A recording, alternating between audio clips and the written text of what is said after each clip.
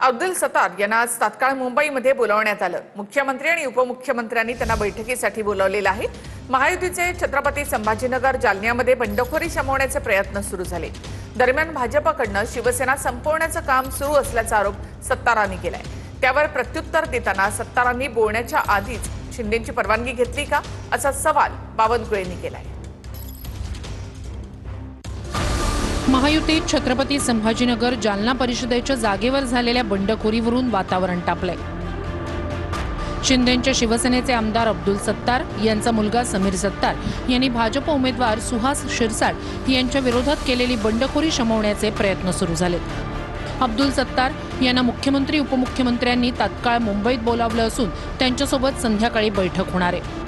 मुलाच्या बंडखोरीनंतर Bhajap slow poison, शिंदेंच्या शिवसेनेला संपायला निघाला अशी जोरदार टीका सत्तारांनी भाजपवर केली होती। या टीकेचे पडसाद भाजपमध्ये उमटले असून बावनकुळे यांनी सत्तारांच्या वक्तव्यावर सवाल उपस्थित केले।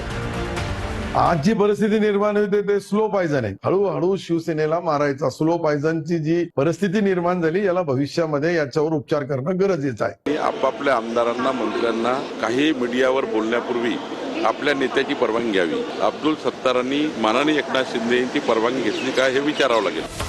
तर दुसरीकडे ठाकरेंच्या शिवसेनेनंही या वादात उडी घेतली आहे।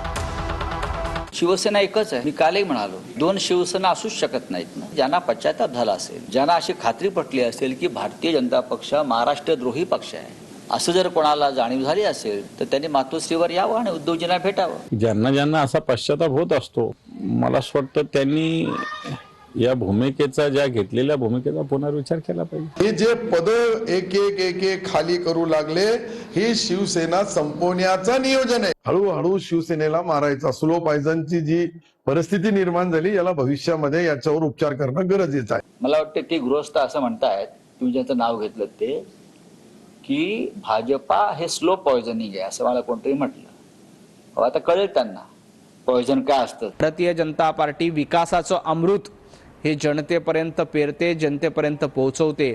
अब्दुल सत्तार नेमकं काय म्हणाले याचं उत्तर महायुती म्हणून आम्ही निश्चितपणे देऊ। अब्दुल सत्तारांची समजूत काढण्याचा प्रयत्न मुख्यमंत्री देवेंद्रजी फडणवीस, एकनाथजी शिंदे यांच्या मार्फत केला जाईल।